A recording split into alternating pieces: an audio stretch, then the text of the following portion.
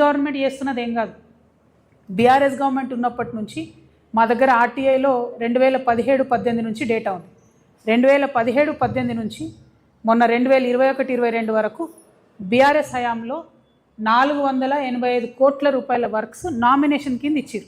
అంటే ఏం లేదు, వాళ్ళు ఎవ్వరు కూడా మళ్ళీ సర్టిఫైడ్ కాంట్రాక్టర్స్ కాదు, మొత్తం ఆ 17 నుంచి ఇప్పటి వరకు ఇచ్చిన వాళ్ళు కూడా అదే ఒరవడిని కొనసాగిస్తూ ఇప్పుడు వచ్చినటువంటి రేవంత్ రెడ్డి గారు కూడా 2 సంవత్సరాల్లో 1148 కోట్ల రూపాయలను నామినేషన్ బేసిస్ మీద ఇచ్చేసారు. అది నేను చెప్తలేను, ముఖ్యమంత్రి గారు స్వయంగా చెప్పిందే. నేను 1148 కోట్లు ఖర్చు పెట్టినా అని చెప్పి ఈకో పార్క్ ఓపెన్ చేశారు, ఆయనే చెప్పింది. ఈ మొత్తం 1148 crores కూడా కంప్లీట్గా నామినేషన్ మీద ఇచ్చారు. This is against Telangana state financial code section 173. Telangana state financial code అని ఉంటుంది, దానికి అగెన్స్ట్ ఇది. ఇట్లా నామినేషన్ పద్ధతిలో ఇవ్వడానికి లేదు. 2023లో ఒక కమిటీ వేసిన ఆఫీసర్స్ కమిటీ అందరినీ కూడా విచారణ చేసి జరుగుతున్నటువంటి అవినీతి కానీ నామినేషన్ కానీ పద్ధతులన్నీ చూసి 2023లో ఆఫీసర్స్ కమిటీ ఒక రికమెండేషన్ ఇచ్చింది. టెండర్ వేయకుండా ఇట్లా ఇవ్వడానికి లేదు, నామినేషన్ బేసిస్ మీద ఇవ్వద్దు అని చెప్పి ఆఫీసర్స్ కమిటీ డైరెక్ట్గా రిపోర్ట్ ఇచ్చింది. ఇంతవరకు ముఖ్యమంత్రి గారు ఆ రిపోర్టుని పట్టించుకోకుండా దాదాపు 1148 కోట్ల రూపాయలను నామినేషన్ పద్ధతిలో ఇవ్వడాన్ని మేము తీవ్రంగా ఖండిస్తూ ఉన్నాం. ఖచ్చితంగా ఇది ముఖ్యమంత్రి గారి డిపార్ట్మెంటు, వారి స్వీయ పర్యవేక్షణలో ఉండేటటువంటి డిపార్ట్మెంట్ కాబట్టి ఇన్ని వందల కోట్ల రూపాయల ప్రజాధనాన్ని ఇట్లా దుర్వినియోగం చేయడం కరెక్ట్ కాదు. ఖచ్చితంగా టెండర్ సిస్టమ్ దాంట్లో ఇంట్రడ్యూస్ చేయాలని నేను కోరుతా ఉన్నాను. ఎందుకు టెండర్ సిస్టమ్ ఇంట్రడ్యూస్ చేయాలి? జనరల్గా 50 కోట్ల వరకు ఒక టెండర్ వేస్తే ఏమవుతుందంటే జిఎస్టీ 18% ఉంటుంది, ఈఎస్ఐ 5% ఉంటుంది, ఈపీఎఫ్ అంటే అందులో పనిచేసేలకు 11% ఇవ్వాల్సి వస్తుంది, టెండర్ ప్రీమియం ఒక 2% ఉంటుంది, సీనరేజ్ ఛార్జెస్ ఒక 1% ఉంటాయి, ఎన్ఏసి న్యాక్ అని ఉంటుంది, ఆ ఛార్జెస్ ఒక 2% ఉంటాయి, లేబర్ సెస్ 1% ఉంటుంది, ఈఎండి 2% ఉంటుంది, వర్క్ డిపాజిట్ 5% ఉంటుంది, ఇన్కమ్ ట్యాక్స్ ఒక 2% ఉంటుంది. అంటే ఓవరాల్గా ఒక 50 కోట్ల టెండర్ వేస్తే దాదాపుగా 47 to 50% మళ్ళీ బ్యాక్ టు గవర్నమెంట్ ఏదో ఒక రూపంలో వస్తుంది.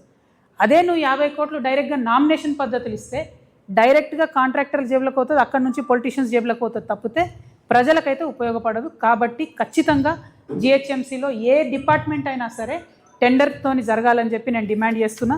ఎందుకంటే ఇంజనీరింగ్ డిపార్ట్మెంట్లో at any given point of time 10 నుండి 15 వేల కోట్ల వర్క్స్ అవుతూ ఉంటాయి కాబట్టి నేను డిమాండ్ చేస్తూ ఉన్నాను.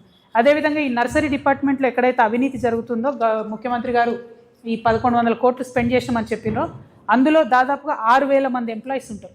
వాళ్ళకేం చేస్తున్నారు? ఇవాళ జీతాలు 13,800 రూపాయలు ఇస్తున్నారు. యాక్చువల్లీ వాళ్ళు స్కిల్డ్ లేబర్కి సెంట్రల్ గవర్నమెంట్ జీవో ప్రకారం మీరు 23,000 రూపాయలు ఇవ్వాలి, అది ఇవ్వకుండా కేవలం 13,800 రూపాయలు ఇస్తూ ఉన్నారు. ఖచ్చితంగా 23,800 వచ్చేటట్టుగా ప్రభుత్వం వెంటనే చర్యలు తీసుకోవాలి. 100 కోట్ల రూపాయలు నామినేషన్లో ఇవ్వడం కాదు, మీరు మొక్కలు పెంచడంలో, మొక్కల్ని పంచడంలో, మొక్కలు నాటడంలో, మొక్కలు కొనుగోలు చేయడంలో చేస్తున్నటువంటి అవినీతి అంతా కూడా తెలిసి మాట్లాడుతూ ఉన్నాం. అవినీతిని తక్షణం ఆపండి, ఎక్కడ పడితే అక్కడ నామినేషన్ ఇచ్చే వ్యవస్థ ఆపండి. నర్సరీలో పనిచేస్తున్నటువంటి 6,000 మంది పైచీలకు మీరు లేబరర్స్ని జీతాలు ఇవ్వాలి స్కిల్డ్ లేబర్స్ కింద అని చెప్పి నేను కోరుతా ఉన్నాను. ఎట్ ద సేమ్ టైం మీ అందరికీ తెలుసు, ఆ ఔటర్ రింగ్ రోడ్లో ఉండేటటువంటి ఒక కంపెనీ పేరు మీద సిట్ వేసిండ్రు మరి ముఖ్యమంత్రి గారు. మేము బాగా అవినీతి జరిగింది, బీఆర్ఎస్ వాళ్ళు అమ్ముకున్నారని ఒక సిట్ వేసిండ్రు. ఆ సిట్ ఏమైందో ఇప్పటివరకు తెలుస్తలేదు. నాకు డౌట్ ఏమొస్తుందంటే మన సిట్టింగ్ అయిందేమో ముఖ్యమంత్రి గారితోనే, అందుకనే సిట్టు సంగతి బయటపడతలేదు అనిపిస్తుంది. ఎందుకంటే వై కాంప్రమైజ్? ఎందుకు వస్తలేదు డేటా? ఇవాళ ఔటర్ రింగ్ రోడ్లో జరుగుతున్న యాక్సిడెంట్లకు ఎవరు బాధ్యులండి? ఎంత గమ్మత్ ఉంటుందంటే ఇప్పుడు ఆ కాంట్రాక్ట్ బీఆర్ఎస్లు ఇచ్చిందే, అది వీళ్ళు కొనసాగిస్తున్నదే. ఔటర్ రింగ్ రోడ్ పెద్దగా ఉంటుంది, మధ్యలో డివైడర్ ఉంటుంది కదా, ఆ రింగ్ రోడ్కు అటు ఇటు దాటేటప్పుడు టోల్ పైసలేమో కాంట్రాక్టర్ పోతాయట, మధ్యలో మొక్కలు చెట్లు మళ్ళీ డిపార్ట్మెంటే మెయింటైన్ చేయాలి. అంటే వానికి రోడ్ అమ్మిర్రు, దాని నుంచి ఎంతో కొంత గవర్నమెంట్కి రావాల్సింది పోయి ఉల్టా చెట్ల మీద ఖర్చు, మెయింటెనెన్స్ ఖర్చు మొత్తం కూడా వీళ్ళే పెట్టాలి. చాలా విచిత్రమైన పరిస్థితి ఉంది. మరి ముఖ్యమంత్రి గారు అసలు మీ డిపార్ట్మెంట్ను రివ్యూ చేస్తున్నారా, చేస్తలేరా? ఎందుకంటే ఔటర్ రింగ్ రోడ్ మొత్తం పొడవు 153 కిలోమీటర్లు ఉంటే అందులో 40 కిలోమీటర్లకు 200 మంది లేబరర్స్ ఉండాలి. కానీ ఇవాళ ఉన్న పరిస్థితి యాజ్ ఆన్ టుడే మీరు పోయి చూస్తే టోటల్ 153 కిలోమీటర్స్కి 150 మంది మాత్రమే లేబర్ ఉన్నారు.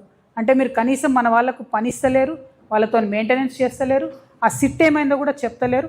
ఆ సిట్ ఏమైందన్న విషయాన్ని కూడా ప్రజలకు తెలియజేయాలని చెప్పి నేను కోరుతున్నాను.